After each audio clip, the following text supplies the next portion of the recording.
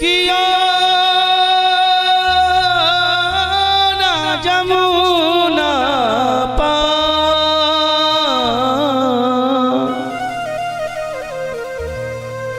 रे मन तू जानो नहीं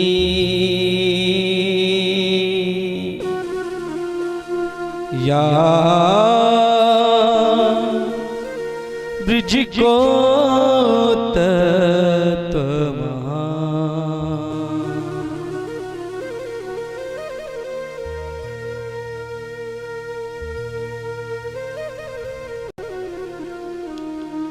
टूक मिले रसिकों के सदा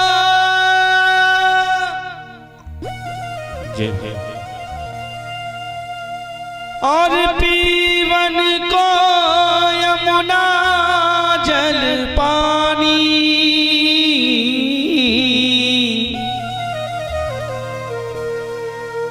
टूक मिले रसिकों के सदा और पीवन को यमुना जल पानी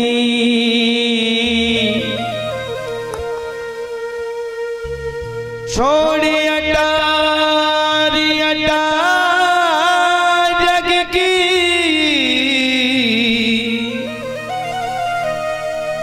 छोड़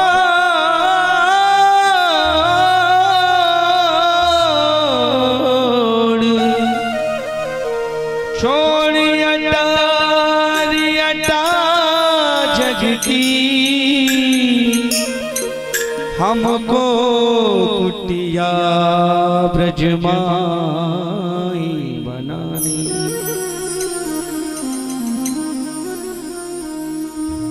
बड़ा ही सुंदर भाव। किशोरी राधा रानी के जो अनन्य भक्त होते हैं बस वही यही चाहते हैं कि किशोरी जी आपके चरणों में हमारा यह जीवन आपका भजन करते करते ऐसे ही निकल जाए और सब ब्रजवासियों के घर से मैं भिक्षाटन करके अपना मधुकरी मांग करके मैं अपना पेट भरूं और उतना ही देना किशोरी जिससे तुम्हारा भजन हो जाए। बड़ा ही सुंदर भाव किशोरी राधा जी रानी के चरणों में दास का। और सभी भगवत बंधु कहते हैं कि हे राधा रमण जी जब तक ये जिंदगी रहे जब तक इस शरीर में प्राण रहे इस शरीर में श्वास चलती रहे आपके भजनों का गुणगान गाता ही रहूं। बड़ा ही सुंदर भाव। आइए हम सब लोग मिलकर गाएंगे।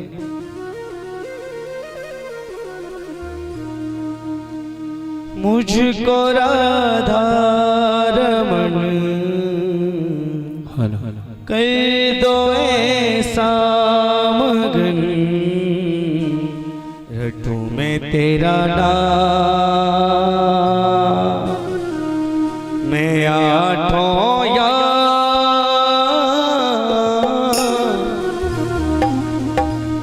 मुझको राधा रमण कर दो ऐसा मगन मुझको राधा रमण कर दो ऐसा मगन मैं तेरा नाम मैं आठों या मुझको राधा रमण कर दो ऐसा मगन।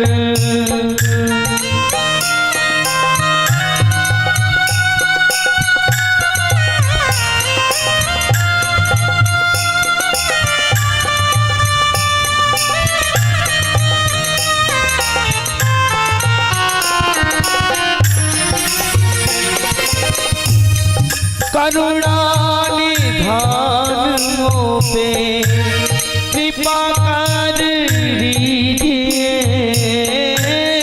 करुणा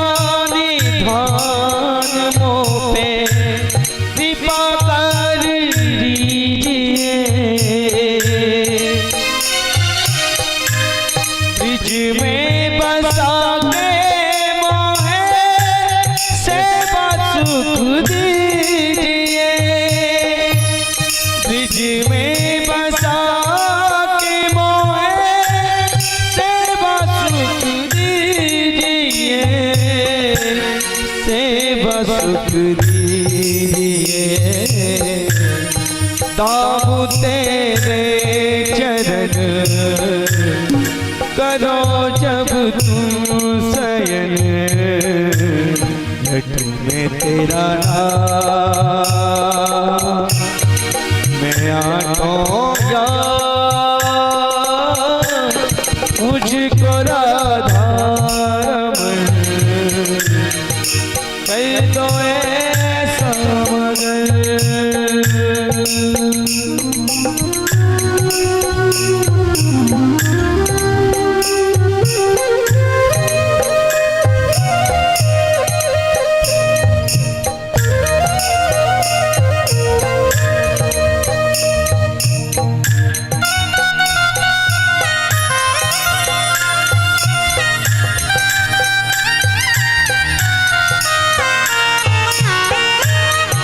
जब भी बिहार करो प्यारी संग सावरे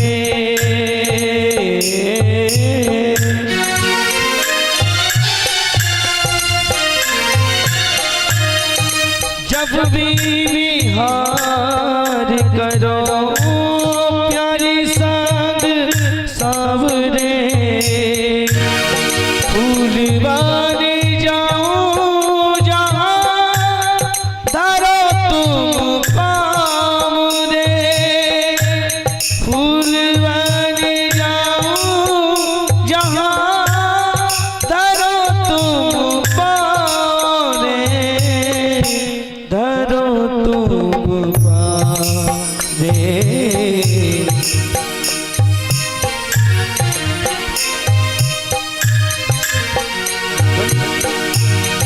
बन शीतल पवन छूलू तेरा बदन रटू में तेरा नाम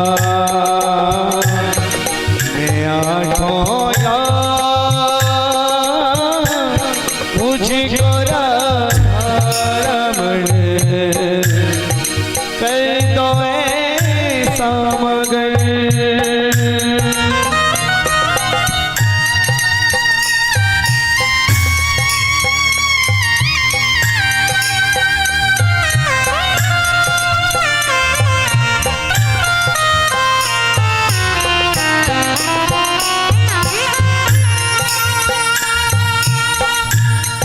भाव भरे भूषणों से आपको सजाऊं मैं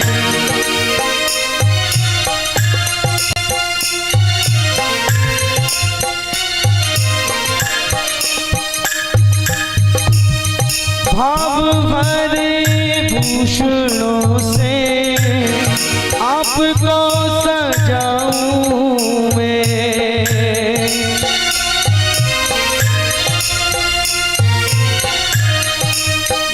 नाम भोग निज हाथों से पवाऊं मैं हाथों से पवाऊं मैं प्रेम से भरे दो मन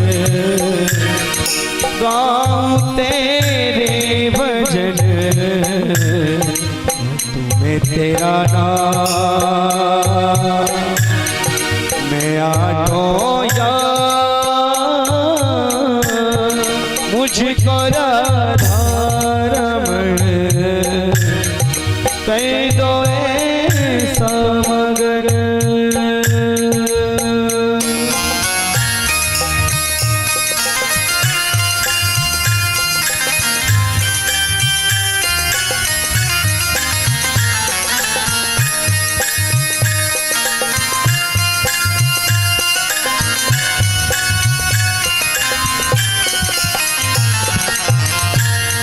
तुम्हें देख जीऊं तुम्हें देख मार जाऊं मैं जन्म जन्म से तेरा दास ही कहाऊं मैं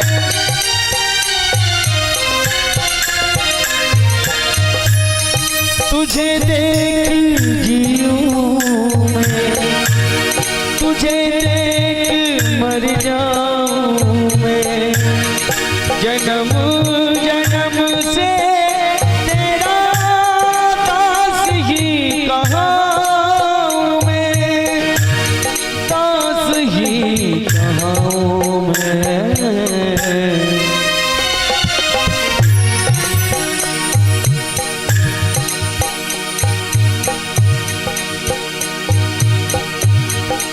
तुम्हें देख जीऊं, तुम्हें देख मर जाऊं मैं। जन्म जन्म से तेरा दास ही कहाँ मैं, दास ही कहाँ मैं। कह दो मन में रमण, ओ कह दो मन में रमण। गाऊं तेरे भजन, लड्डू में तेरा नाम। मैं आटो यहाँ मुझको राधा रमण। कह दो ऐसा मन, मुझको राधा रमण। कह दो ऐसा मन, मैं तेरा नाम। मैं आठो यहाँ मुझको राधा रमण।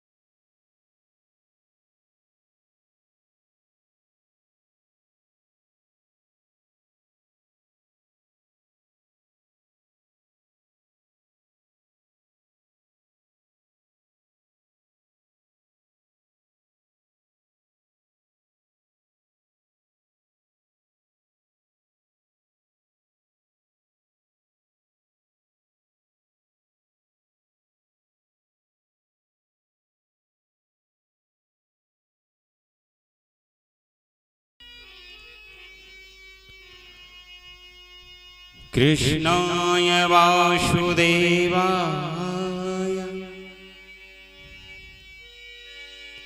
कृष्णाय वासुदेवाय, हरे परमात्मने प्रणत क्लेशनाशाय श्री गोविंदाय नमो।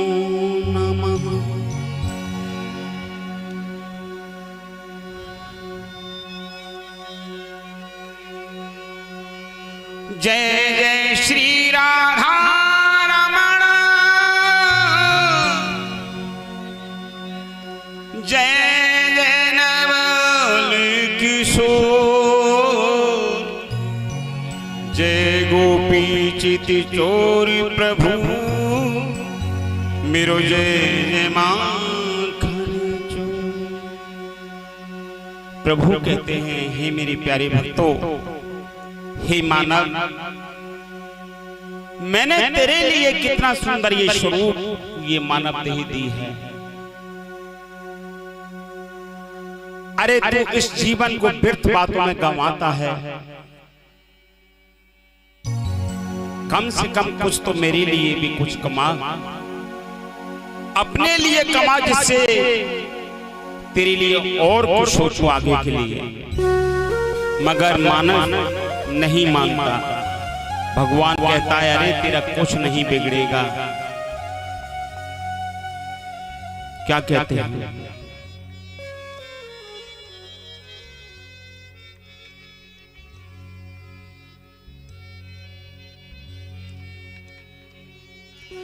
हर कुछ नहीं बिगड़ेगा तेरा, हर शरण आने के बाद हर खुशी मिल जाएगी तुझे, हर खुशी मिल जाएगी तुझे, प्रभु चरणन में आने के बाद हर कुछ नहीं बिगड़ेगा तेरा, हर शरण आने के बाद बिगड़ेगा तेरा, हर शरण आने के बाद कुछ नहीं बिगड़ेगा तेरा, हर शरण आने के बाद कुछ नहीं बिगड़ेगा तेरा, हर शरण आने के बाद।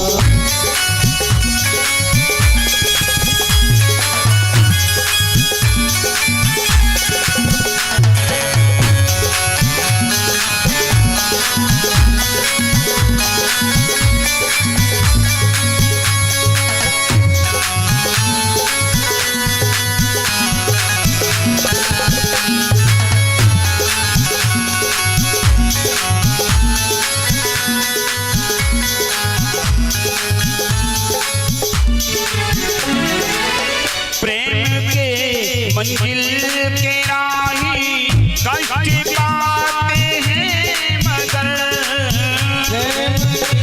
मंजिल के राही कष्ट पाते हैं, प्रेम के मंजिल के राही कष्ट पाते हैं मगर, प्रेम के मंजिल के राही कष्ट पाते मगर, बीज फलता है सदा, बीज फलता है सदा, मिट्टी में मिल जाने के बाद, अरे मिट्टी में मिल जाने के बाद, अरे कुछ नहीं बिगड़ेगा तेरा, हर शरण आने के बाद कुछ नहीं बिगड़ेगा तेरा, हर शरण आने के बाद।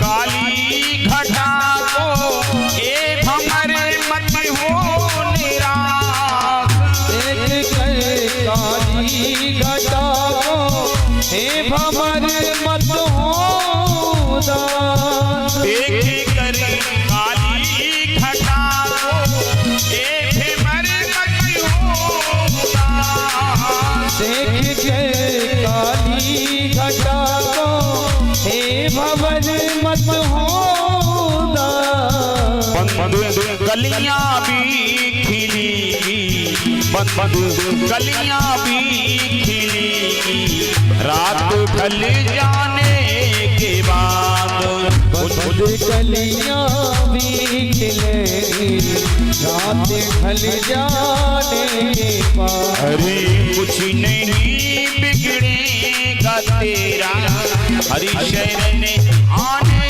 के बाद बिगड़ेगा तेरा हरि शरण आने के बाद।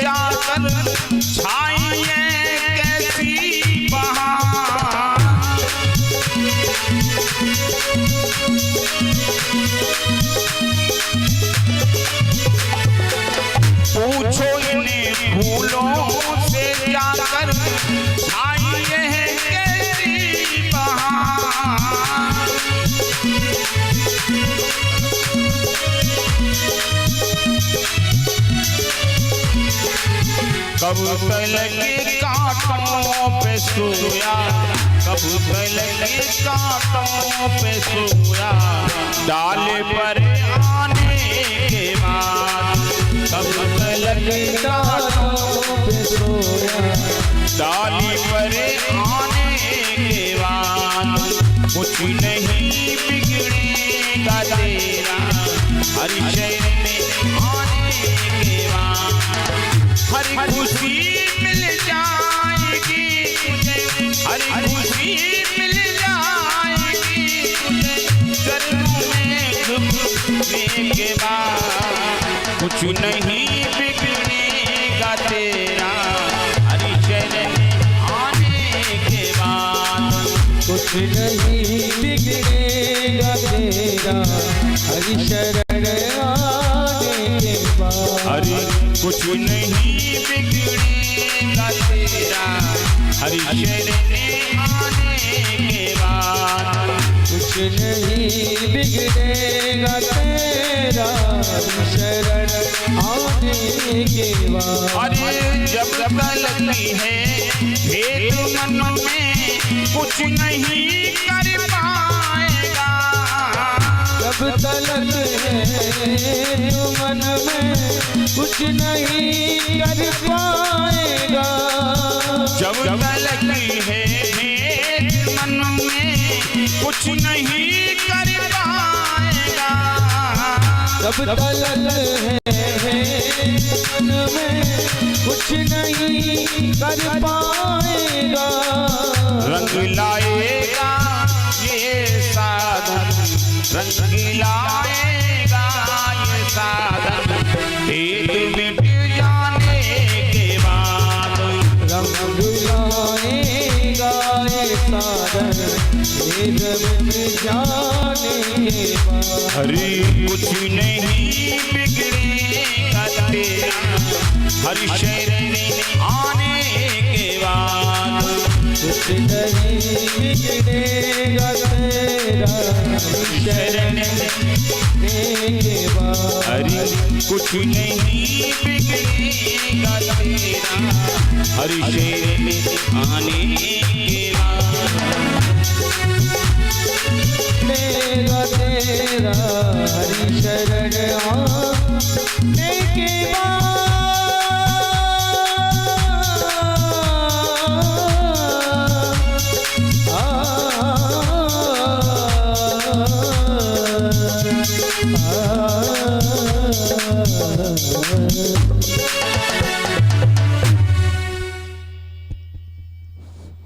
हाँ, हमारे श्री महंत श्री राम प्रसाद जी झुंझुना भगत जी, ये हमारे बाल व्यास कन्हैया शास्त्री जी को ये पटका अर्पण करेंगे और पटका पहनाए,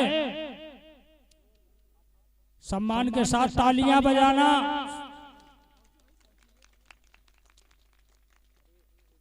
माल्यार्पण।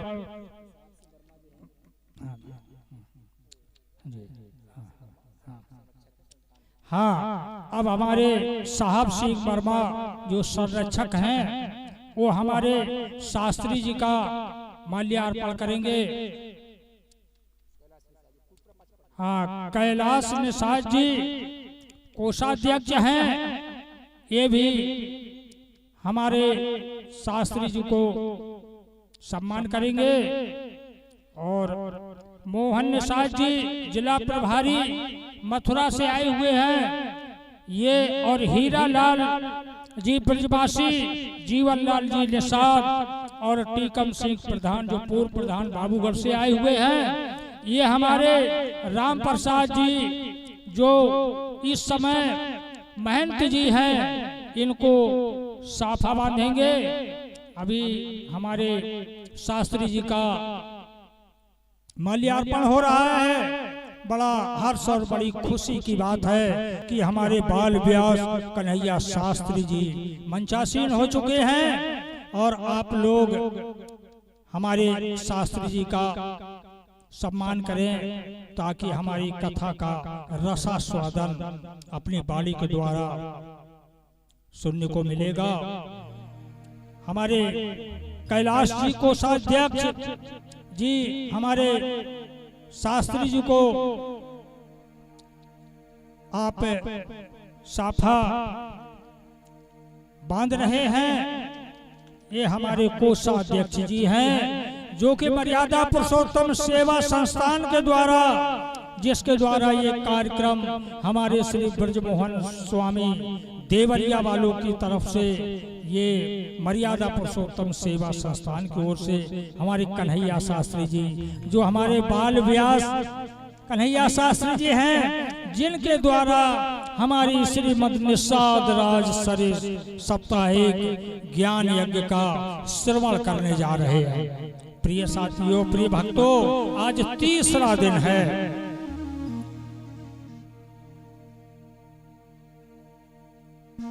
आप फूलों की वर्षा भी कीजिए हमारे शास्त्री जी के ऊपर।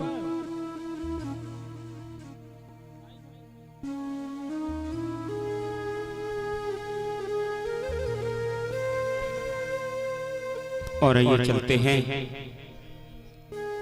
महाराज श्री के चरणों में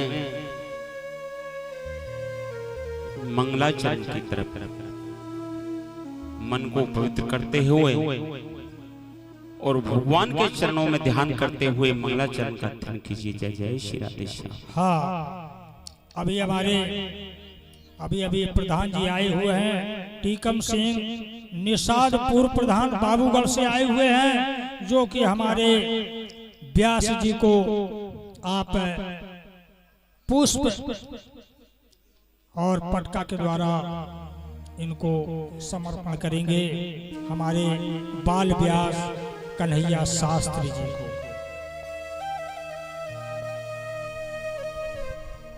बाबूगढ़ के पूर्व प्रधान वरिष्ठ समाज सेवी श्री टीकम सिंह निषाद जी एक बार ताली बजाएं। निषाद रत्न कन्हैया शास्त्री जी महाराज को पटका पहना करके सम्मानित किए। भारतीय सनातन संस्कृति की गौरव गाथा को आपने ऐतिहासिक क्षणों में कैद किया। मर्यादा पुरुषोत्तम सेवा संस्थान श्री वृंदावन आपका हार्दिक अभिनंदन वंदन नमन करती है। जय निषाद राज, जय श्री राम।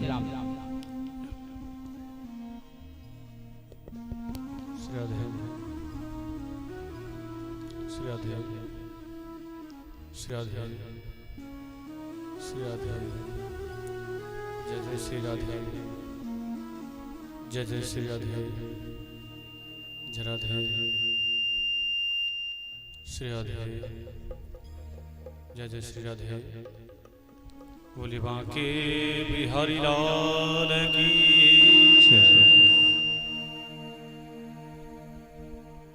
निषाद राज भगवान की जय राधे।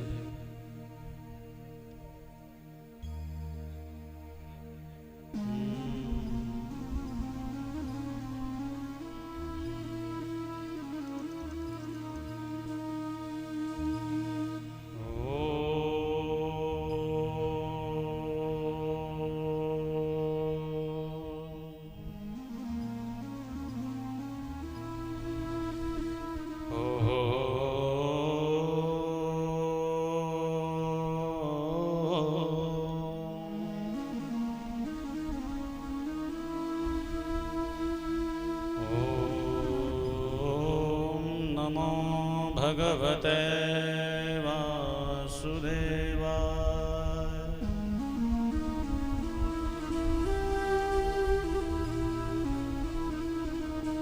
ओम भगवते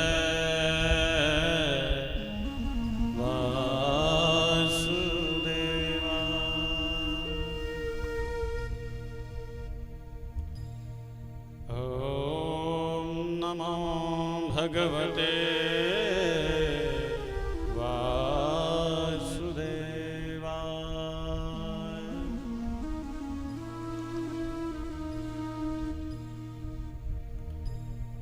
ओम श्री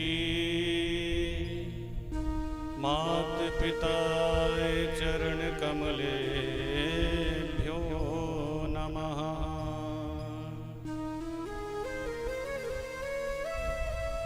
श्री गणेशाभ्यो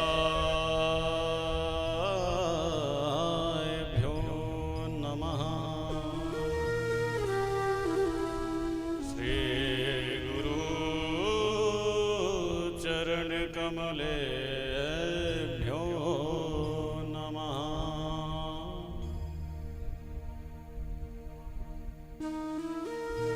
अखंड मंडलाकारं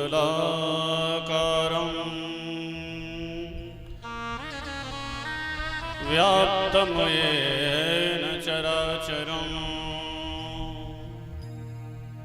तत्पदं दर्शितं येनं तस्मै श्रीगुरुवे नमः।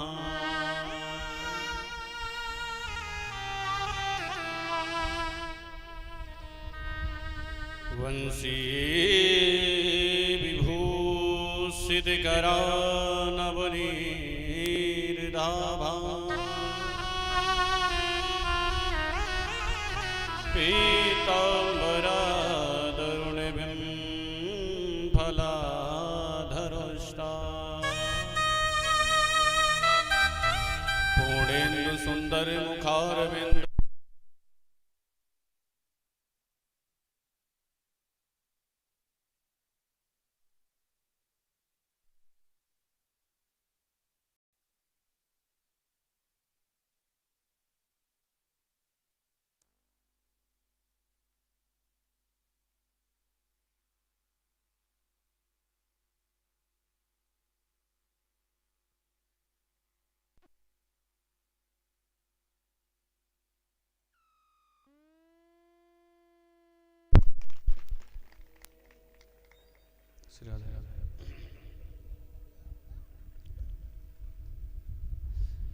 भक्ति भक्त भगवंत गुरु चतुर्नाम वपुए इनके पद बंधन किए ना सद विघ्न अने।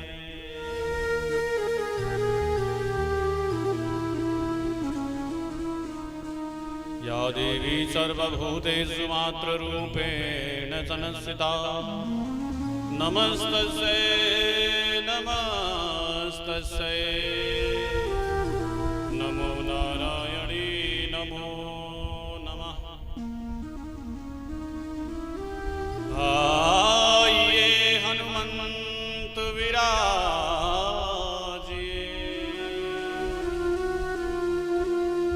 कथा कहूँ मति अनुसार प्रेम सहित गद्दी धरूं विराजिए पवन कुमार।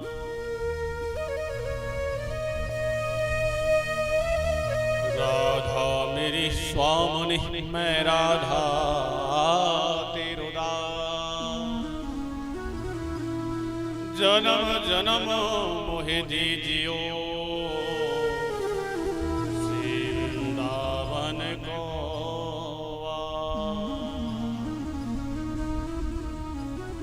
जन्म जन्म मोहि दीजियो श्री वृंदावन को। व्यासं व्यासकरं वन्दे मुनिम् ईश्वरं स्वयं यथा प्राप्ता लोका श्रीवेदव्यासाय नमो नमः।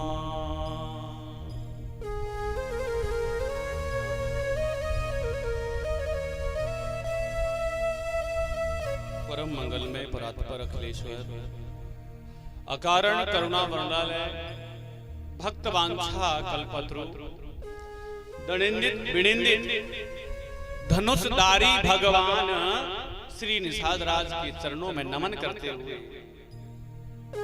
वंदन करते हुए, उनको प्रणाम करते हुए और ये आशा करें कि आज भगवान निषाद राज ने हमें तृतीय दिवस का फूल अर्पण किया है धर्म में। इस फूल की सुगंध को आज फिर से हमने लेना है। और मैंने पहले कहा इसमें सर्वत्र सुगंध भरी हुई है, यश की, ज्ञान की, वैराग्य की, कीर्ति की। तो आइए चर्चा करने से पहले चलें। माता यमुना पास में कलकल करके बह रही है। सुंदर मां यमुना का तट है, मस्त राम बाबा की कृपा है, सानिध्य में देवरा बाबा का आशीर्वाद है।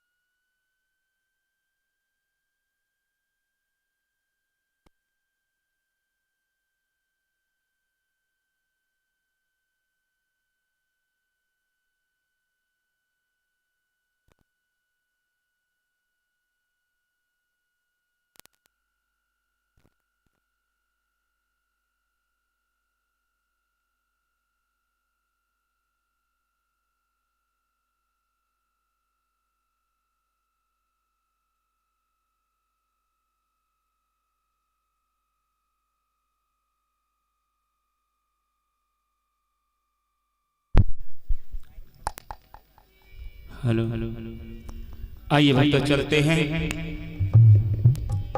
यमुना जी के लिए बोला है तो क्यों ना यमुना जी के लिए बोलना चाहिए, क्योंकि ये भी हमारे कन्हैया जी की पटरानी है और राधे रानी भी बोलते हैं प्रेम का है, क्यों राधे रानी के साथ में रहते हैं ये लोग। आइए चलते हैं यमुना जी के किनारे। हरे राधे श्याम जू की प्यारी राजधानी लागे, महारानी लागे, मने मीठो मीठो यमुना जी को पानी लागे। श्याम जू की प्यारी राजधानी लागे, महारानी लागे, मोहे यमुना जी को मीठो मीठो पानी लागे। राधे श्याम जू की प्यारी राजधानी लागे, महारानी लागे, मन प्यारो प्यारो मीठो पानी लागे। रस से भरोरी राधा रानी लागे, महारानी लागे, मने मीठो मीठो यमुना जी को पानी लागे।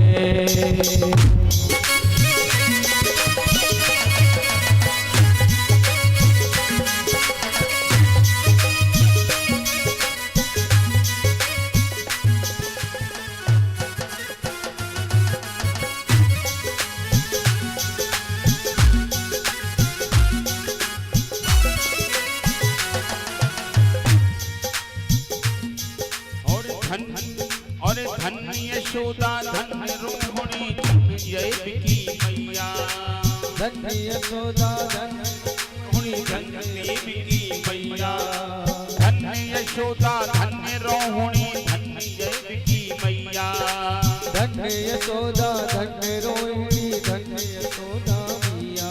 और धन्य भूप नंद बाबा आंगन, धन्य भूप नंद बाबा आंगन, खेले कृष्ण कन्हैया या की मीठी मीठी होया की तोतली रसीनी, मेरे बाड़ी लागे बड़ी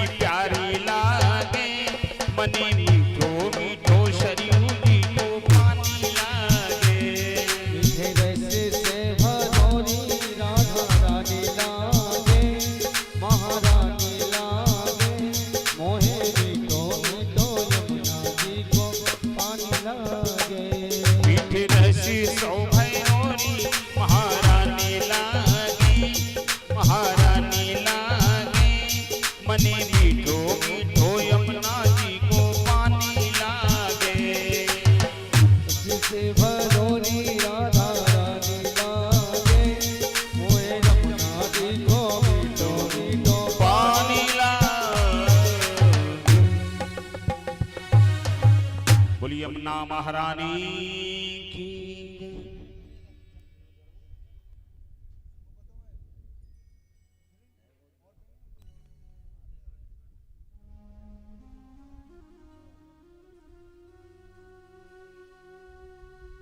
जरा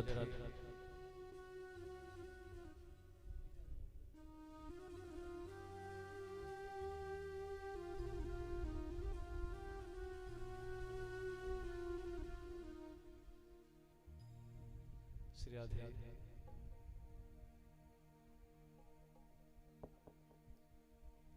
बोले निषाद राज भगवान की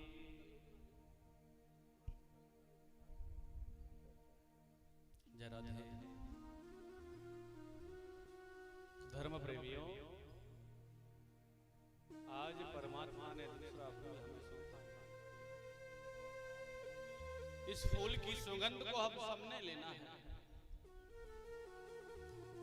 सब कुछ भरा हुआ है इसमें, लेकिन हमारी बुद्धि में कुछ समझ में कुछ आता, जानते हुए भी अनजान हम लोग क्यों? कुछ चीजें ऐसी होती हैं कि समय निकल जाने के बाद याद आती हैं, और जब समय रहे तो इन चीजों की परवाह हम लोग करते नहीं। तो कल आप सभी लोगों ने सुना भगवान कालू बाबा ने किस प्रकार नारद जी का उद्धार किया, नारद जी को अपना शिष्य बनाया।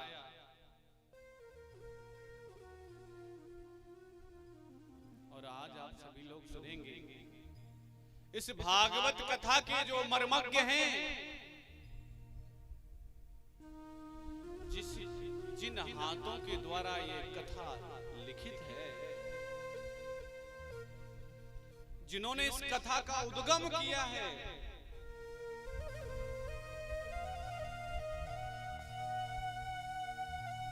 जिनकी कलम और पेंच से लिखी हुई कथा एक एक पन्ना, उस समय ऐसा नहीं था कि पेन हुआ लिख दिया। एक ही श्लोक को लिखने के लिए बहुत ही ज्यादा समय लगता था। धर्म प्रेम,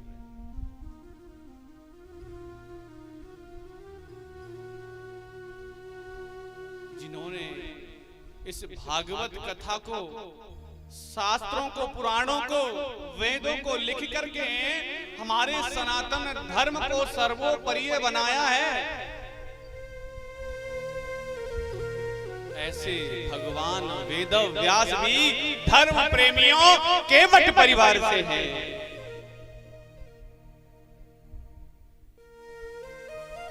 कैसे? कथा तो बहुत सुनी है, लेकिन कोई भी बताता, चोर चोरी करेगा, कोई कहेगा कि मैंने चोरी की है। चोर चोरी करके कोई कहता नहीं है कि महाराज मैंने चुराया है।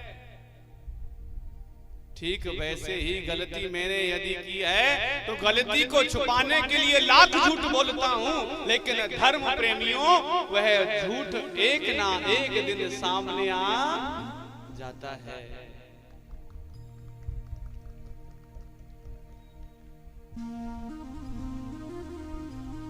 कथा आती है धर्म प्रेमियों, वेद व्यास की माता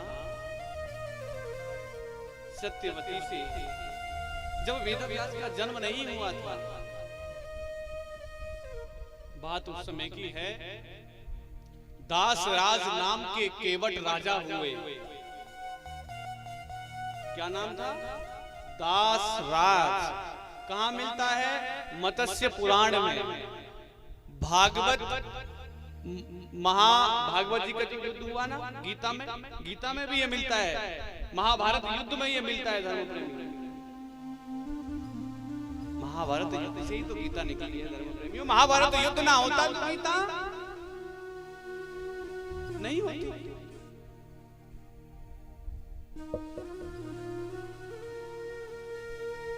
दासराज नाम के एक राजा हुए, जिनका नाम था दास राज केवट। 2 पत्नी थी उनकी, एक का नाम था राधा और दूसरी का नाम था मछला। राधा को कोई संतान नहीं और मछला बड़ी प्रतापवर्ती स्त्री, धर्म प्रेमी,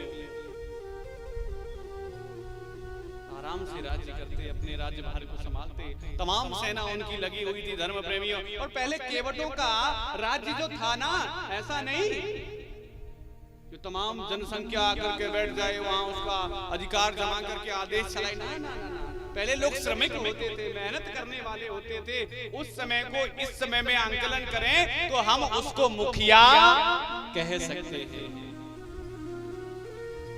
गांव का मुखिया। धर्म प्रेमियों, दास राज केवट को आगे चलकर एक पुत्री की प्राप्ति होती है जिसका नाम था सत्यवती, और जिसका उपनाम एक और था, उसे मत्स्य गंधा भी कहा जाता था।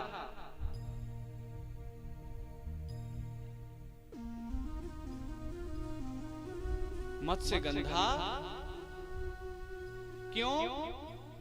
कि यमुना के निकट होने के कारण जो व्यक्ति ज्यादा पानी के निकट रहता है, कहीं ना कहीं अगर पानी को एक जगह पर भर दिया जाए, काफी कुएं से यदि पानी निकालना बंद कर दिया जाए तो उस कुएं से दुर्गंध आने लग जाती है। धर्म प्रेमियों, अगर निरंतर कुएं से पानी खींचा जाए तो उसमें दुर्गंध आती नहीं है। धर्म प्रेमियों, भागवत में लिखा है कि मत्स्य गंधा जो है ना, एक अप्सरा की बेटी थी। श्राप के कारण उस अप्सरा को मछली बनना पड़ा। और उसके उद्धार की बात यदि की जाए तो कहा कि जब तुम मछली रूप में आओगी तो तुम्हारे पेट से, तुम्हारे गर्भ से 2 संतान की उत्पत्ति होगी जो मनुष्य तन होंगे, जो मनुष्य होंगे, तब जाकर के तुम्हारे श्राप से मुक्ति होगी। ऐसा भागवत में मिलता है। लेकिन धर्म प्रेमियों, भारत के इतिहास में कुछ और ही मिलता है। मछली से संतान, अच्छा, मछली के गर्भ में मछली आएगी कि कोई इंसान आएगा? ऐसा हो सकता है? नहीं हो सकता। तो धर्म प्रेमियों, उस मछला की पुत्री हुई जिसका नाम था सत्यवती, और उसी सत्यवती को पृथक पृथक रूप से शास्त्रों में गाया गया। कोई कहता है ये मछली की पुत्री है इसलिए इनके अंदर से मछली की बू आती थी, लेकिन ऐसा नहीं। उनके अंदर कोई मछली की बू नहीं, दुर्गंध नहीं।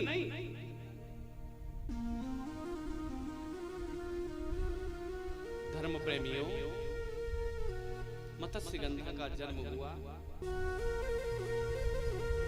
मत्स्य गंधा का जब जन्म हुआ तो बहुत छोटी थी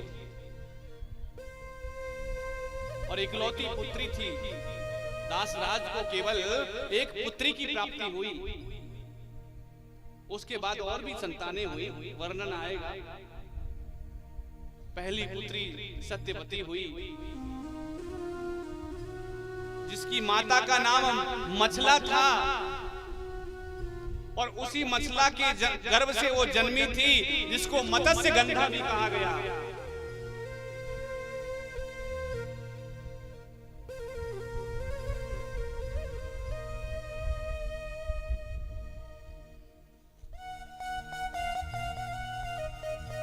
धर्म प्रेमियों,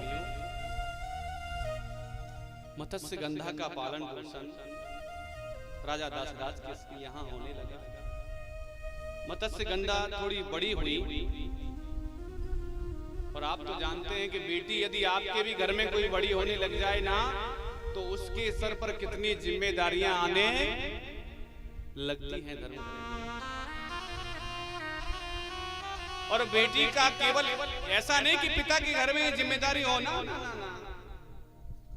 जन्म से लेकर के मृत्यु तक यदि कोई जिम्मेदारियों का निर्वाह करती है तो वह बेटी है धर्म प्रेमी।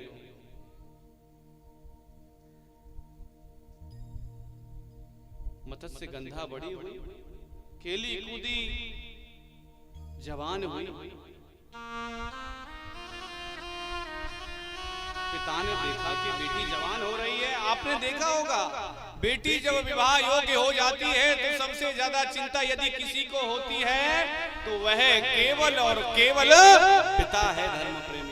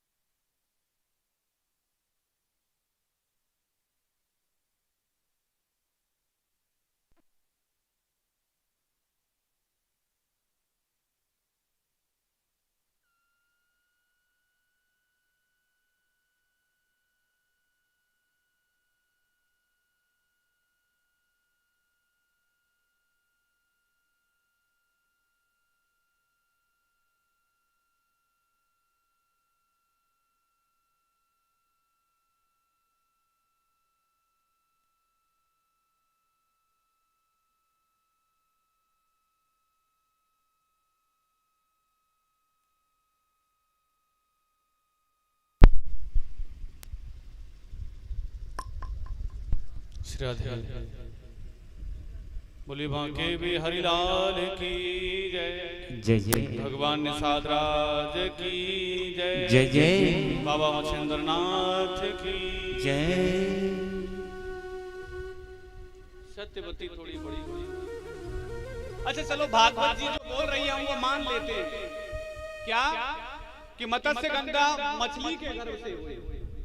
लेकिन आप मुझे बताइए कि जन्म देने वाला बड़ा होता है कि पालने वाला? जन्म देने वाला बड़ा होता है या पालने वाला?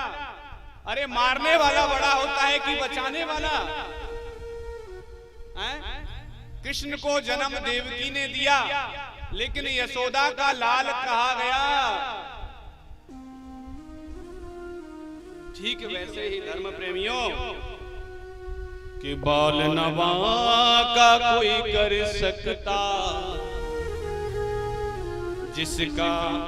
जिस पे प्रभु की कृपा हो वे। जन्म देने वाली अगर मरे तो पालने वाली मां हो वे।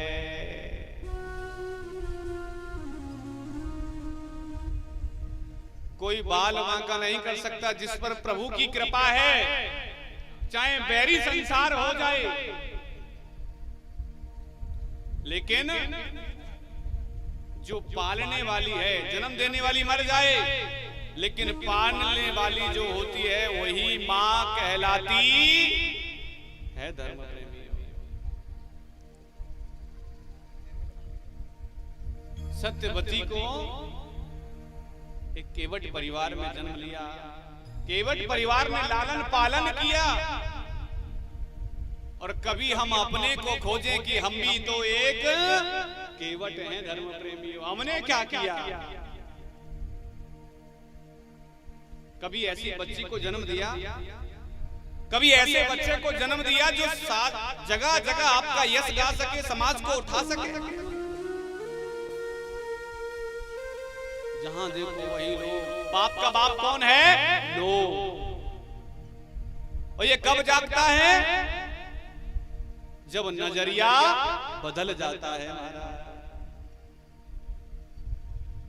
सत्यवती बड़ी हुई, पिता के कंधों पर बोझ आया कि बेटी मेरी जवान हो रही है, मुझे इसके विवाह की चिंता लग गई है। धर्म प्रेमियों, एक बेटी जब वो जवान होती है तो पिता जगह जगह, अरे भैया कहीं नजर में कोई अच्छा लड़का है क्या, अच्छा होना चाहिए, कोई ऐब नहीं होना चाहिए, जुआरी नहीं होना चाहिए, शराबी नहीं होना चाहिए, और अच्छा खानदान होना चाहिए, और तो और अच्छे रहने का घर परिवार व्यवस्था भी होनी चाहिए। क्यों? क्योंकि पिता अपनी बेटी को अंधकार में डालना नहीं चाहता। क्यों देखता है ये सब? वो इसलिए कि बेटी का जब विवाह हो तो मेरी बेटी हमेशा ये कहे कि पापा, पिताजी, तुमने जो घर देखा है वो बहुत ही सुंदर और बहुत ही अच्छा है, मैं सह प्रकार से सुखी हूँ।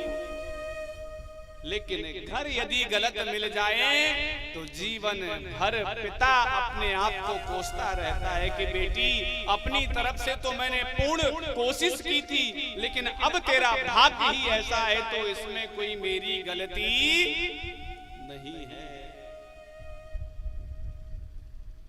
और हम क्या करते हैं बेटे और बेटी में?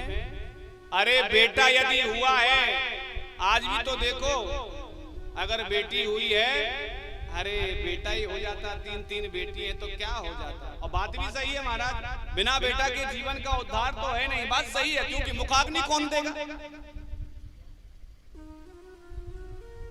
लेकिन बेटा बेटी, बेटा बेटी एक बराबर, कोई बड़ा ना छोटा है, इन दोनों में जो भेद निकाले वो नियत का खोटा है। इन दोनों में कोई भेद नहीं है, फर्क इतना है कि बेटा किसी की बेटी को लेकर आएगा और बेटी किसी के घर जाएगी। महाराज, बेटे का सम्मान जगत में, बेटी का कोई मान नहीं। दुनिया वालों हमें बता दो, बेटी क्या संतान नहीं। दुनिया वालों हमें बता दो, बेटी क्या संतान नहीं। बेटे का सम्मान है जग में, बेटे का सम्मान है जग में, बेटी का कोई मान नहीं। दुनिया वालों हमें बता दो, बेटी क्या संतान नहीं। अरे दुनिया वालों हमें बता दो, बेटी क्या संतान नहीं। बेटे का सम्मान है जग में,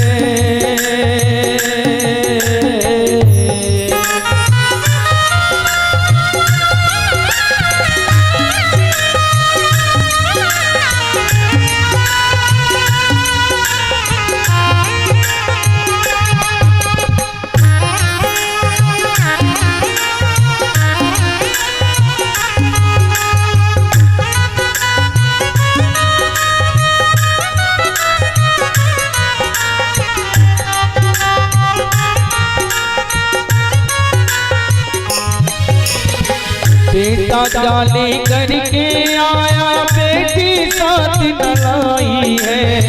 बिन बेटी के हर भाई की सुनी रहे कलाई है, सुनी रहे कलाई है, सुनी रहे कलाई है।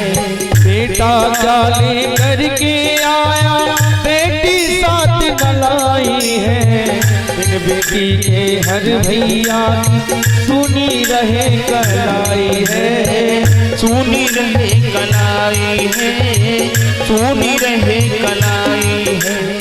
रक्षा बंधन भाई दूज का, रक्षा बंधन भाई दूज का, तुमको बिल्कुल ध्यान नहीं। दुनिया वालों हमें बता दो, बेटी क्या संतान नहीं। अरे दुनिया वालों हमें बता दो, बेटी क्या संतान नहीं।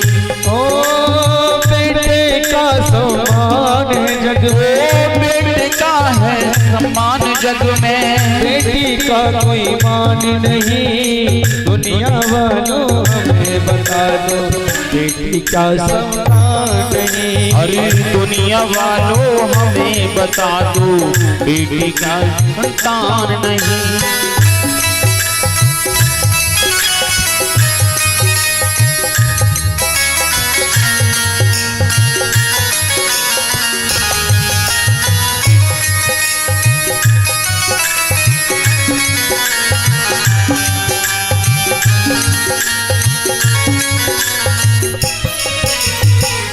बेटा साथ छोड़ भी देगा, बेटी साथ न छोड़ेगी।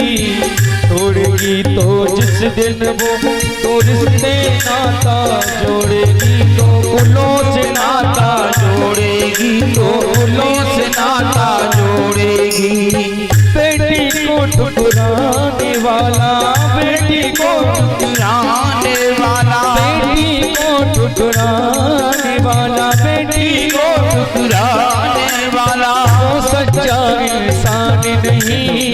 दुनिया वालों हमें बता दो बेटी का संतान नहीं। अरे दुनिया वालों हमें बता दो बेटी का संतान नहीं। बेटा बेटी एक बराबर,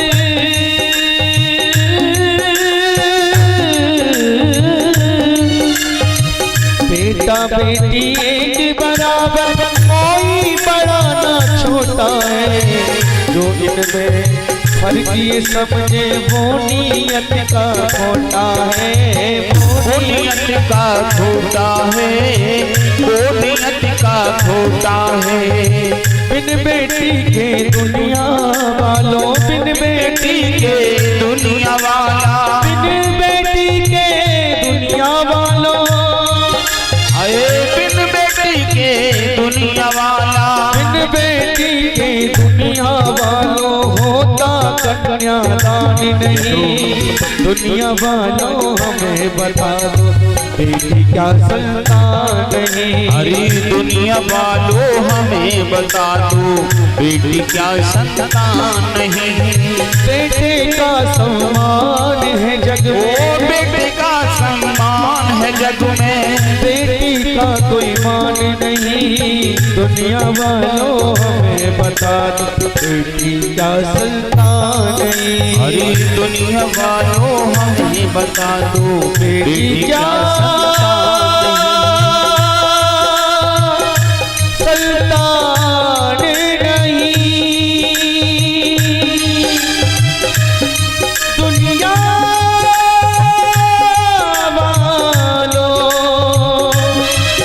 हमें बता दो बेटी क्या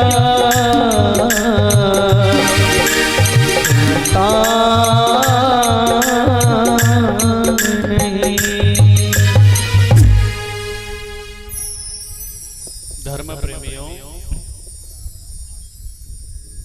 बेटी का सम्मान इस समय कम सा है और बेटे का, सभी लोग बेटे की कामना करते हैं। बेटे की कामना कोई बिरला ही करता है महाराज। क्यों? क्योंकि बेटे एक धान की खेती के जैसे है धर्म प्रेमियों। जैसे जिसे बोया कहीं और जाता है और उसे काटा कहीं और जाता है।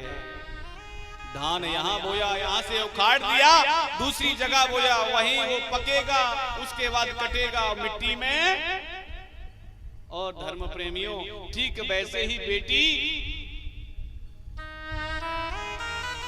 बेटा यदि घर में हो, लेकिन एक बात भी है, अगर बेटा है, बेटे का विवाह भी हो गया, देखिए मैं किसी बेटी को गलत नहीं कह रहा, बेटा है और बेटे का विवाह भी हो गया, कदाचित बेटा माँ से विमुख हो सकता है। पत्री ने कह दिया, जी खबरदार, जो अपनी माँ से बात किया तो क्या मजाल धर्म प्रेमियों, जो बेटा माँ को बात कर जाए। पत्री ने कह दिया बोलना नहीं है, चाहे कुछ भी हो जाए महाराज, वो बोल सकता नहीं है।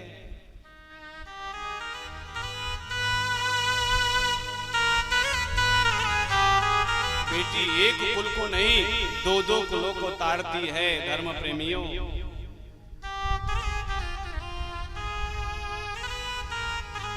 जिस आंगन में वो पली बड़ी हुई, संगी सहेलियां, घर परिवार, माता पिता, भाई बहन, बंधु परिवार, माहौल, सब को छोड़ करके एक अनजान से घर में, एक अनजान व्यक्ति के साथ, जिसे कभी ना देखा है, कभी ना जाना है, ना कभी मिला है, जिसका स्वभाव भी नहीं मालूम कि वो कैसा होगा, अपने उस भरोसेमंद परिवार को छोड़ करके उस व्यक्ति के लिए चली आती है। क्यों? माता पिता ने भेजा है तो आना है। माता पिता का आदेश मेरे लिए अध्यादेश है। धर्म प्रेमियों, एक ही व्यक्ति ऐसा है जिसने कभी भी अपने, अब तो होता है कि विवाह से पहले ही 10-20 बार मिल लेते हैं धर्म प्रेमियों, लेकिन पहले बेटी का चेहरा भी नहीं देखा जा सकता था। पहले कहाँ फोटो थे, कोई जाके नाऊ ठाकुर सगाई कर दिया सो कर दिया, वही पक्की है हमारा। एक अनजान से घर में बेटी जाती है, अपना सर्वस्व छोड़ती है, माता पिता बहन भाई, वो आंगन जहां से पली बड़ी, और जब उसके यहाँ जाती है तब भी बेटी को डर रहता है कि कहीं ऐसा ना हो कि मुझसे कोई गलती हो जाए और उस गलती के कारण मेरे माता पिता को सुनना पड़े, और ये ना सुनना पड़े कि अरे इसके माता पिता ने कभी कुछ सिखाया कि नहीं सिखाया,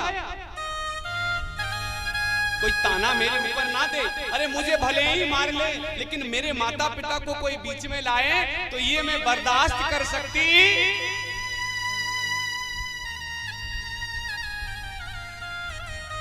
बेटी आती है। धर्म प्रेमियों, जो काम बेटी ने कभी अपने घर नहीं किया वह काम जाकर के उस अनजान परिवार में जाके करती है, और जो नहीं भी आता होगा ना वो कभी ये नहीं कहेगी कि ये मैंने नहीं किया, कभी मुझे आता ही नहीं है, ठीक है कर दूंगी लेकिन थोड़ा मुझे बता दो, कभी मना नहीं करती। बेटी जब नई आती है तो सभी परिवार का जो है मन जीतने की कोशिश करती है, जितना भी काम देते हैं सब काम करती है, सभी परिवार के कपड़े धोना, पूरे घर का भोजन बनाना, सब घर का काम काज करना। क्यों? क्योंकि सभी का मन जीतना है, सभी के दिल में अपनी जगह बनानी है, ताकि ये लोग भी मुझे अपना ही हिस्सा समझने लगे।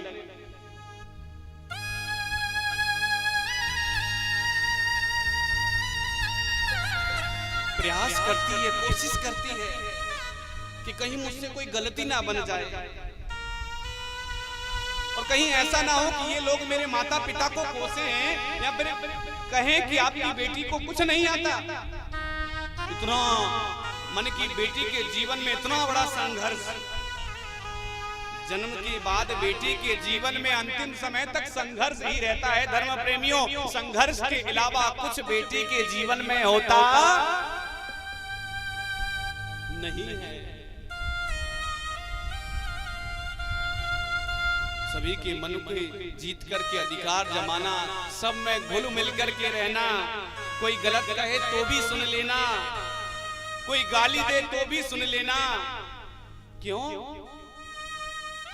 क्योंकि उसको दो कुलियों की मर्यादा मिली है। धर्म प्रेमियों, उस मर्यादा को वो कायम रखना चाहती है। आप में से कोई बूढ़ी अम्मा भी किसी की बेटी है, आप भी किसी की बेटी हो, आप जिनका विवाह हुआ है वो भी किसी की बेटी है, लेकिन धर्म प्रेमियों बात का अभिप्राय ये है कि आप सभी किसी ना किसी माँ की बेटी हैं।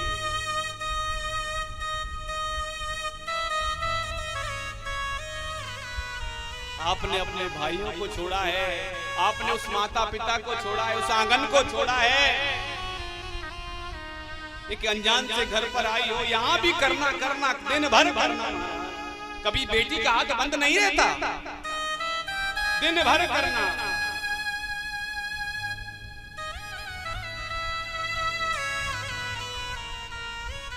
और ऊपर से जब 2-4 बच्चे हो जाएं तो बेटी के ऊपर पूरी जिम्मेदारी, पढ़ाना लिखाना, भोजन तैयार करना, स्कूल भेजना, और जब बुढ़ापा आए तो बेटी के लिए परेशानी। पता नहीं बेटा मेरी सेवा करेगा कि नहीं करेगा, कोई जानता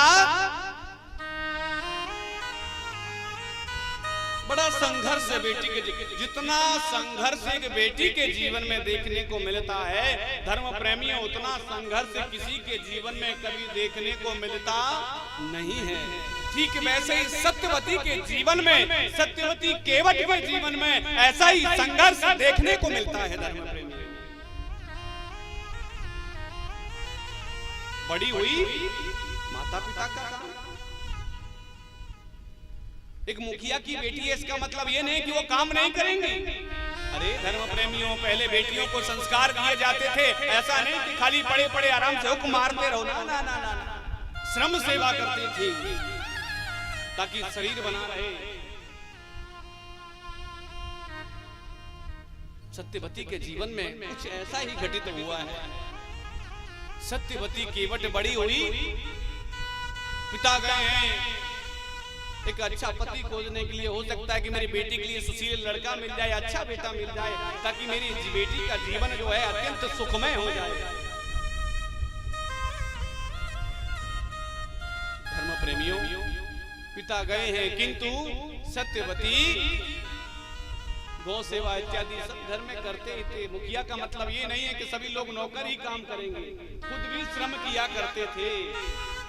उस समय ऊंच नीच का ये भाव कम था धर्म प्रेमियों। अच्छा, आप गांव के प्रधान यदि बन जाएं तो क्या वो खेती का काम नहीं करते? क्या वो जमींदारी नहीं करते? क्या वो स्वयं अपना गैयाओं का इत्यादि काम नहीं करते? सब करते हैं अपनी अपनी जरूरत के अनुसार।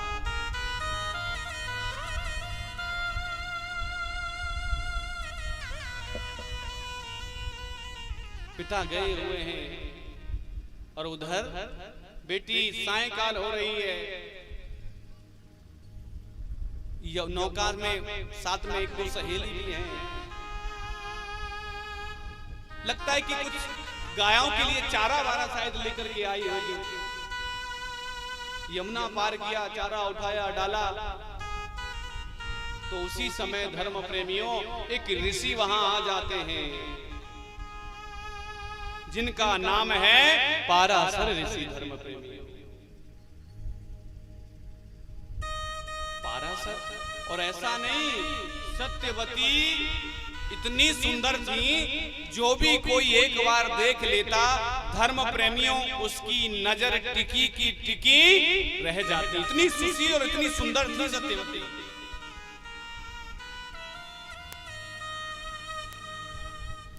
धर्म प्रेमियों, पाराशर देखते रह गए। उनके पास तप था, बल था, क्या था ये तो भगवान जाने, लेकिन सत्यवती को देख करके वो मन मोहित होते, मग्न मुग्ध हो गए और सत्यवती को विवाह के लिए कहने लगे कि हे सुंदरी, आप कौन हो? किसकी पुत्री पुत्री हो? और मेरा जो मन है कदाचित आपको देख करके ललायित तो हो रहा है, इसीलिए मैं आपसे गंधर्व विवाह करना चाहता हूं। सत्यवती बोली, आप कौन हो? आपका परिचय? मैं पाराशर ऋषि हूं। एक ऋषि होकर के ऐसी तुच्छ हरकत? बोले नहीं, जो भी हो, चाहे मेरा भजन नष्ट हो, तप नष्ट हो, किंतु मैं आपसे मन ही मन प्रेम करने लगा हूं। सत्यवती डरी, ये ब्राह्मण है। ब्राह्मण का अर्थ फिर मैंने पहले बताया था, ब्रह्म जाने थी ब्राह्मणा, यानी कि जो ब्रह्म में रमण कर गया, उच्च कोटि का संत, जो ब्रह्म को जान गया या ब्रह्म को जान रहा है। पंडित और ब्राह्मण में जमीन आसमान का फर्क है, ये समझ लीजिए। वेद पाठे थी पंडिता, ब्रह्म जाने थी ब्राह्मणा। कल भी मैंने इसका व्याख्यान किया।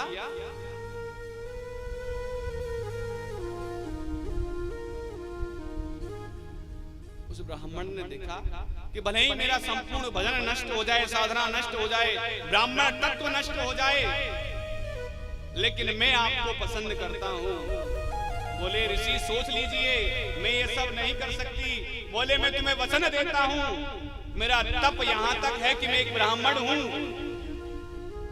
और मेरे उस तप के ही प्रभाव से यदि तुम्हारे कोख से कोई बच्चा होगा तो वह बच्चा पूरे जगत में जाना जाएगा। धर्म प्रेमी, मैं ये वचन देता हूं।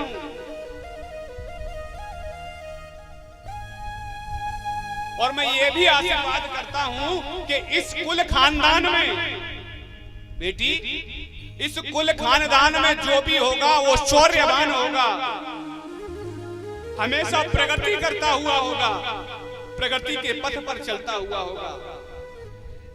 लेकिन धर्म प्रेमियों, आज पाराशर ऋषि का जो आशीर्वाद है, मुझे लगता है कि कहीं बहुत बहुत छोटा नजर आता है। आज आप वही केवट हो और वह सत्यवती भी वही केवट है। उस समय केवट के पुत्र कौन हुए मालूम? अभी कथा आएगी, समझ में आएगा। मैं जो बोल रहा हूं बिना प्रमाण के कुछ भी मैं बोल सकता, क्यों? प्रत्यक्ष को प्रमाण की आवश्यकता होती है महाराज।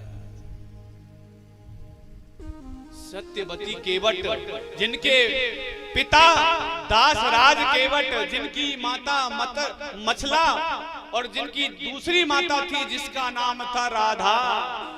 राधा कौन? अरे वही राधा जब कुंती का पुत्र कुंवारी अवस्था में हुआ था, जो जंगल में छोड़ करके चली गई, उसी राधा ने कर्ण को पाला था। धर्म प्रेमियों, इसीलिए उसको राधे पुत्र कर्ण कहा गया।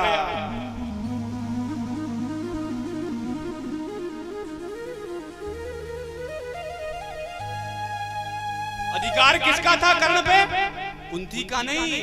कुंती ने जन्म दिया था कृष्ण को, देवकी ने जन्म दिया, लेकिन पाला यशोदा ने था। ठीक वैसे ही कुंती ने कर्ण को जन्म दिया, लेकिन पाला किसी केवट ने था। ये कथा क्यों सुनाई नहीं जाती? कभी सुना है ये कथा? नया लग रहा है महाराज। अरे महाराज कहां से बोल रहे हो? पता नहीं, समझ में नहीं आ रहा है। ये कथा तो कभी हमने सुनी नहीं, लेकिन जो मैं सुना रहा हूं ये कथा भी है, और ये कथा बिल्कुल भागवत में सुनिश्चित रूप से रहे महाराज। क्यों? क्योंकि लोग इसको दिखाते नहीं। जब तक जानोगे नहीं तब तक कोई मानता। आप जान रहे हो तब मानोगा। भी तो आपको लग रहा होगा कि ऐसा नहीं है, ये सब ऐसे ही कह रहा है ना महाराज। कथा यदि कहीं हो तो उसको आप कहो कि सत्यवती का चरित्र हमको सुनना है, तब आपको समझ में आएगा कि सही बात क्या थी। सत्यवती का चरित्र कोई सुनाता नहीं है कथा में। क्या सुनाता है? केवट महाराज का। केवट जी ने भगवान निषाद राज के चरणों को धो करके उसको पी गए। ये दिखाते हैं राम जी के चरणों को धो करके पी गए, और ये दिखाते हैं कि भगवान राम के जो मित्र थे निषाद राज बहु, वह चरणों में लेट करके दंडवत प्रणाम कर रहे हैं भगवान राम के। ये भावना का एक ऐसा माहौल है, यहाँ आकर के आप भी नतमस्तक हो जाओगे। हाँ महाराज, भगवान के सामने इतना दीनहीन होकर के हमारे निषाद राज उनके सगे मित्र रहे हैं, भाई भाई के जैसा। लेकिन आप एक अनुमान लगाइए महाराज,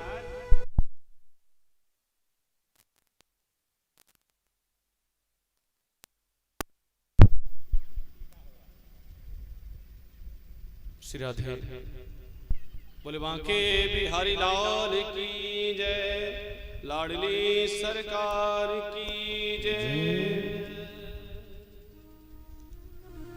धर्म प्रेमियों,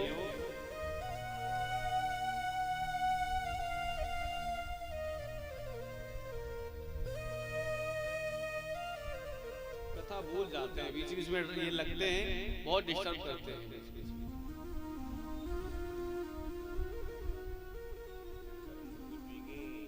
धर्म प्रेमियों, निषाद राज जी राम के चरणों में गिरते हैं। ये वाल्मीकि तुलसीदास जी की रामायण में है, लेकिन वाल्मीकि की रामायण में कुछ अलग मिलता है। अच्छा, तुलसीदास जी की रामायण पहले आई है या वाल्मीकि रामायण पहले आई है महाराज? अच्छा, वाल्मीकि रामायण सही है, तुलसीदास जी की सही है। तुलसीदास जी की हिंदी में है इसीलिए अच्छी लगती है, समझ में आती है। वाल्मीकि संस्कृत में इसलिए वो बहुत हार्ड लगती है। लेकिन वाल्मीकि रामायण में लिखा हुआ है,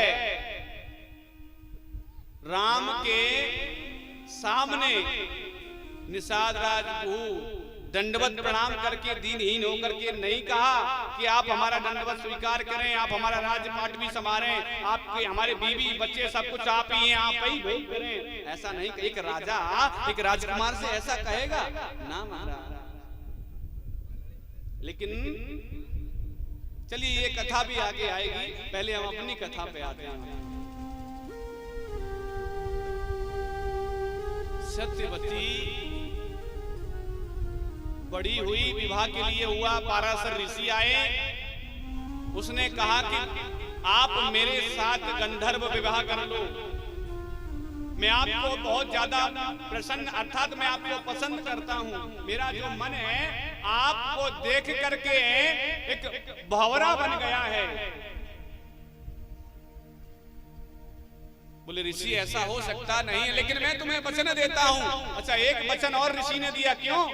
उनके तप के कारण, कि तुम यदि मेरे साथ ये कार्य भी करोगी, संतान भी होगी, लेकिन फिर भी तुम्हारा कुंवारी अवस्था कभी नष्ट, मेरे संभोग अर्थात मेरे रति क्रिया करने से तुम्हारी कुंवारीपन जो है ये नष्ट नहीं होगा, मैं ये आशीर्वाद करता हूं। किंतु आपकी कोख से मुझे एक ऐसे महान पुरुष की इच्छा है जो वह संसार में जाकर के अपना यश और कीर्ति फैलाए और लोगों को जीवन जीना सिखाए। और आपके समान स्त्री मुझे कोई मिली नहीं।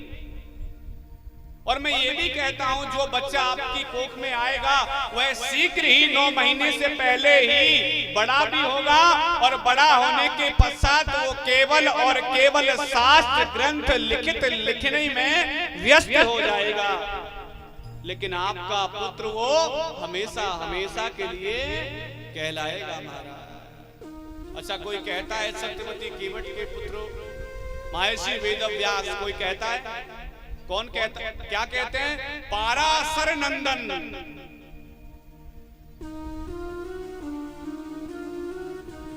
धर्म प्रेमियों,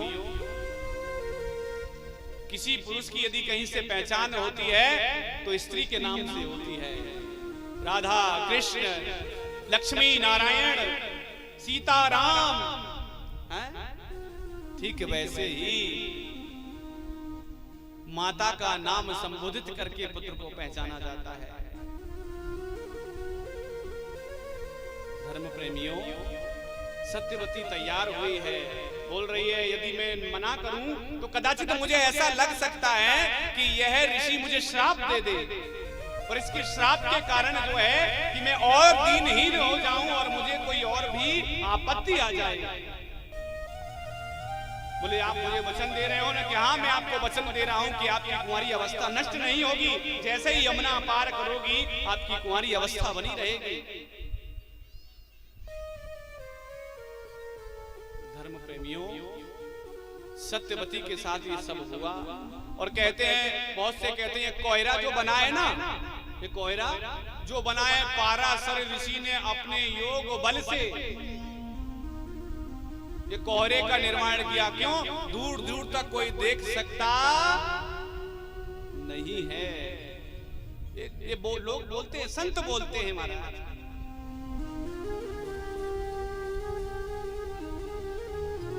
जब धुंध छा गया उसके बाद में ये रति क्रिया हुई है।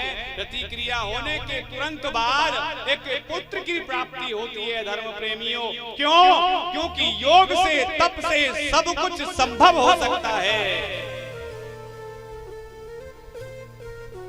अरे आपने तो देखा होगा, हमारे बाबा 60, 70 साल के महापुरुष बैठे हुए हैं। योग इसके बल से क्या नहीं हो सकता, और अपनी आंखों से उन्हें स्वयं देखा होगा। क्यों? क्योंकि अनुभव ही जीवन का सबसे बड़ा सत्य। मैंने पहले भी कहा था, उन्होंने अनुभव किया होगा। किसी व्यक्ति ने कोई बात कह दी तो उसे काटने वाला दुनिया में ऐसे ऐसे भी लोग थे कि नहीं थे? और इतना ही नहीं, एक बाबा मोहनदास नाम करके एक बाबा है, बंगाली बाबा हैं? आपने सुना होगा शेरगढ़ के पास में एक ओभा नाम की दाऊ जी का नाम मंदिर है, एक ओभा दाऊ जी। वहां किसी की रिश्तेदारी भी हो सकती है महाराज, और होगी भी। वहां जब भंडारा हुआ तो भंडारा बहुत कम पड़ गया, और वो बाबा आज भी जिंदा है और आज भी वृंदावन में है। भंडारा जब कम पड़ने लगा तो बाबा ने कह दिया है भंडारा प्रसादी कम नहीं होगा, जितना हो सकता है दिल खोल करके पवाओ। और भगवान जाने कहां से कौन सी क्या वस्तु आई है, भंडारा कम नहीं हुआ। चीनी की बोरियां महाराज इकट्ठी हो गई। कोई खरीदने नहीं गया, कोई उनको खरीदने नहीं गया मार्केट में। और उनके शिष्य बैठे हमारे भगत जी जो हैं, स्वामी जी जो है ना, उनके ही शिष्य हैं। पूरे भारत की यात्रा उन्होंने की है, नर्मदा मतलब तीनों गंगा यमुना सरस्वती की उन्होंने यात्रा की है। इतने महान पुरुष सिद्ध आज भी बहुत सारे लोग होते हैं महाराज। क्यों? क्योंकि योग में भजन में वो साधना थी, वो ताकत थी। जो बोल दिया पत्थर की लकीरें उसे कोई काटने वाला नहीं है। ठीक वैसे ही सत्यवती को वचन दिया कि मैं तुमको वचन देता हूँ, तुम्हारी कुंवारी अवस्था नष्ट नहीं होगी, आपका जो पुत्र होगा आपके कुल को उठाने वाला होगा। धर्म प्रेमी हुई सत्यवती के साथ में रति क्रिया हुई। उसके बाद में उनको एक सुंदर पुत्र की प्राप्ति हुई। वह पुत्र देखते ही देखते बड़ा हो गया, और जिसका नाम महर्षि वेदव्यास बताया गया। बोलिए महर्षि वेदव्यास भगवान की जय हो। वेदव्यास की जन्मभूमि से ही यहाँ एक संत विराजमान है। वेदव्यास महाराज की भूमि से यहाँ एक संत विराजमान है। और मानो की मानो, अच्छा वृंदावन से यदि एक रज भी चली जाए तो दुनिया भर के लोग अपने मंदिर में रख करके उसकी आरती और पूजा करते हैं। क्यों? क्योंकि महानता है। उसी जन्म स्थान से एक संत यहाँ विराजे हैं, जो साक्षात वेदव्यास के स्वरूप है महाराज। इन बच्चों को थोड़ा शांत कर लो भैया, हमने कल नहीं बोला था, माताओं से बोला था ना। अरे इनको द्वंद युद्ध करना है तो आगे चले जाओ सामने वाले पेड़ के नीचे। धर्म प्रेमियों, उस भूमि से वेदव्यास जी महाराज आए हुए हैं, जो साक्षात आए हैं। आइए उनके मुख से दो शब्द हम सभी लोग सुनेंगे, उसके बाद हम कथा को आगे बढ़ाएंगे। क्योंकि व्यास भगवान की भूमि से यदि कोई भी आ जाए तो वह स्वयं वेद व्यास स्वरूप होता है। जैसे कोई ब्रजवासी कहीं बाहर चला जाए, उसको कृष्ण रूप की नजरों से पहचाना जाता है। अरे ब्रजवासी बार बार प्रणाम करता, अरे महाराज आप तो कृष्ण हो स्वयं। व्यास भगवान की जय। द्वापरे समन प्राप्ते तृतीय युग परे जाता परासरा योगी बासाभ्याम कलया हरे। वो द्वापर युग एक समय ऐसा हुआ था कि पृथ्वी पर समय बदल गया था। त्रेता युग आने के पहले ही द्वापर युग, जो 17वां अवतार भगवान विष्णु का 17वां अवतार पर ऐसा समय बदला था। श्रीमद् भागवत महापुराण कहती है, तथा सप्तदशे जाता सत्यवत्याम पराशरात् चक्रे वेद तरु शाखा दृष्टा पुंसो अल्प मेधसा। जब जब इस पृथ्वी पर मनुष्य की बुद्धि कम होती है, उस समय ये समय ऐसा आता है। उसी युग में द्वापर युग 17वें अवतार में भगवान महर्षि वेदव्यास जी का जन्म हुआ है, जिनके नाना निषादराज वसु उस श्यामाक वन मत्स्यगंधा पर्वत योजनगंधा पर्वत कालप्रिया नगरी के राजा थे। जब इस पृथ्वी पर दूसरा अवतार बराह अवतार हुआ उस समय निषाद राज बसु और उनकी पत्नी चित्रवती ने एक पुत्र और पुत्री को जन्म दिया। पुत्र का नाम वीर था और पुत्री का नाम मच्छोदरी रखा गया। मच्छोदरी। और जब भगवान महर्षि वेदव्यास जी का जन्म हुआ, पराशर ऋषि के द्वारा मत्स्य गंधा के नाम के बदलकर योजन गंधा रखा। योजन गंधा का मतलब होता है 8 कोस दूरी तक वो खुशबू। इस निषाद कन्याओं के शरीर से वो ऐसी खुशबू निकलती है जिसको योजन गंधा के नाम से विख्यात होती है। काल प्रिया विगन क्षेत्रम जन्मनाशय पावनम ब्रह्मांडम वर मंदिरम सुरगणायस्य प्रभु सेविका। काल को भी प्रिय नगरी, जहां पर विघ्न नाशक एक दंत गणेश जी, जन्म नाशय पावनम, जहां पर अजर अमर भूमि जन्म नष्ट प्राप्त होता है, पूरे ब्रह्मांड का श्रेष्ठ मंदिर जहां पर सभी देवतागण नित्य मनुष्य रूप धारण करके आते हैं।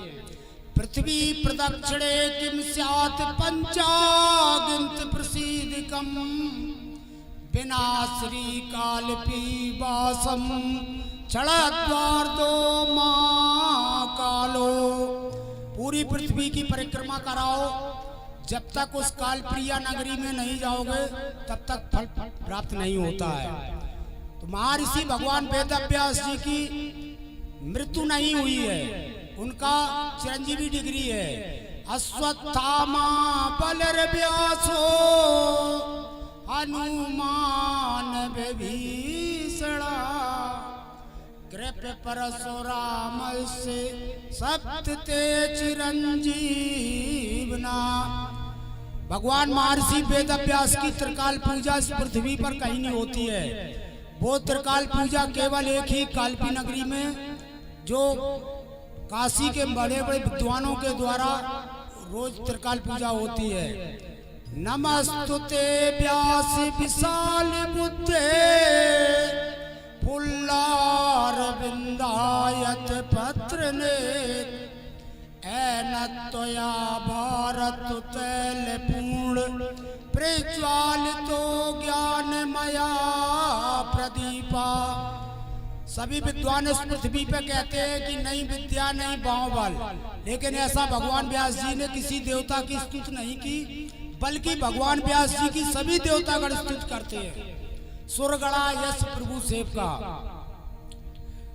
पारथा में प्रतिबोधितम भागवता नारायणेन स्वयंभू व्यासेन ग्रंथम पुराण मुनिना मध्ये महाभारतम अद्वता यमृता वर्षिणी भगवती अष्टादशाध्यायिनी योगी चंच पराशरम श्रुतबिंदम व्यासम जिताक्षुकम लक्ष्मीर्यस्य परग्रह कमलभू सुनुर गरुत मान रता पौत्र चंद्र विभूषणा सुर गुरु से सैयासना ब्रह्मांडंबर मंदरम सुरगणा यस्य प्रभु सेवका सात्रैलोक कुटुंब पालन परा कुर्यात सदा मंगलम। ब्रह्मा वायु ग्रीशेष गरुड़ देवेंद्र कामो गुरु चंद्रार्को वरुणानलो मनुयमो विंतेश विघ्नेश्वरो ना सत्यो नृसत मरुदगण यथा पर्जन्य मित्रादया सा स्त्री का सुरपुंगवा प्रतिदिनम कुर्वन्त वो मंगलम। भगवान व्यास जी ये हुक्म देते, आदेश देते हैं कि सभी देवतागण व्यास जी की सेवा भी करते हैं। मानदाता नौ सोयम अम्बरीश सगरो राजा पृथु आया श्रीमान धर्म सुतो नलो दशरथो रामो वयातिर यदु इच्छा को वत्स विभीषणस् भरत श्रोत्तान पाद ध्रुवा विद्यादा भुवि भूभुजा प्रतिदिनम कुर्वन्ति वो मंगलम। विश्वामित्र पराशर और भृगु अगस्त पुलत्सा कृतु श्रीमान मारीच कौत्सपुलिया शक्ति वशिष्ठो वंगरा श्रीमान डब्यो जमदग्नि गौतम भरद्वाजाद्यास्तापसा श्रीमद विष्णु पदांज भक्ति निर्ता प्रतिदिनम कुर्वन्ति वो मंगलम। गंगा सिंधु सरस्वती च यमुना गोदावरी नर्मदा कृष्णा भीमरती च फल्गु सरयू श्री गंडकी गोमती कावेरी कपिला प्रयाग बिंता बेत्रावती तयादेव नद्या श्री हरिपाद पंकज बवा प्रतिदिनम कुर्वन्ति वो मंगलम। भगवान महर्षि वेदव्यास जी की जय हो। हाँ, हमारे महर्षि कैलाश दास जी महाराज जो कालपी नगरी अपने वेदों में काल प्रिय नाम आया हुआ है, उस जन्म भूमि के महंत श्री हैं। इनको बहुत बहुत धन्यवाद। और इसी कड़ी पर हमारे रामदास जी महाराज महंत श्री शंकर जी मंदिर हमीरपुर से आए हुए हैं और हमारे अशोकानंद जी निषाद जी शास्त्री जो अंतर्राष्ट्रीय निषाद कथावाचक हैं, ये जौनपुर से आए हुए हैं। विजयानंद जी निषाद महाराज आचार्य जी अंतर्राष्ट्रीय निषाद संस्कृत प्रचारक हैं, ये अयोध्या धाम जौनपुर से आए हुए हैं। शिवपाल निषाद नाहर महाराज जी श्रृंगवेरपुर धाम प्रयागराज से आए हुए हैं और जगत गुरु शंकराचार्य जी के शिष्य जनकपुर से आए हुए हैं। हम सभी संतों का बहुत बहुत धन्यवाद, शुभ आशीर्वाद चाहते हैं कि इसी तरीके से हमारे मंचों की शोभा बनाए रहे। हाँ, कुछ धनराशि आई हुई है। भूपेंद्र पश्चिम बंगाल से उनकी अन्न सामग्री आई हुई है। रमाकांत पानीघाट से इनकी भी सामग्री आई हुई है। पुरुषोत्तम पानीघाट से भी सामग्री आई हुई है। महेंद्र सिंह तोमर जो गौरानगर वृंदावन से 3000 रुपए का दान आया हुआ है, इनके लिए तालियां। आज गुलाब सिंह निषाद मथुरा वाले नाविक मंडल वृंदावन 1 टीन इनका घी आया हुआ है। नीतू सिंह राजपूत पालम गांव दिल्ली से 2 तखत समर्पण किए हैं हमारे रामलला कुटिया को। श्रीमती सुमन निषाद विक्रम सिंह निषाद आगरा 1000 रुपए का दान प्राप्त हुआ है हमारे मर्यादा सेवा संस्थान में। हाँ, श्री विजय निषाद जी आगरा, इनका 2000 रुपए का दान आया हुआ है। सूरज निषाद जी वृंदावन धाम 1800 रुपए। बबलू निषाद अहिल्यागंज 1000 रुपए। श्रीमती रामवती निषाद वृंदावन धाम 700 रुपए। राज निषाद जी आगरा 500 रुपए। गिरधारी निषाद राजपुर 500 रुपए। डॉक्टर चरण सिंह बाबूगढ़ 500 रुपए। ओम प्रकाश साहिनी देवरिया से 500 रुपए का दान आया है। श्रीमती शीला निषाद जी दिल्ली, इनका भी 500 रुपए का दान आया है। श्रीमती जानकी रायकवार टीकमगढ़ 500 रुपए आए हैं। संतोष निषाद जी बाबूगढ़, इनके 100 रुपए। और रत्ना भगत जी, इनके 100 रुपए। और जयवीर बाबूगढ़ 500 रुपए, ये प्रधान हैं, पूर्व प्रधान। और देवी पत्नी पूरन निषाद बाबूगढ़, इनका नारियल का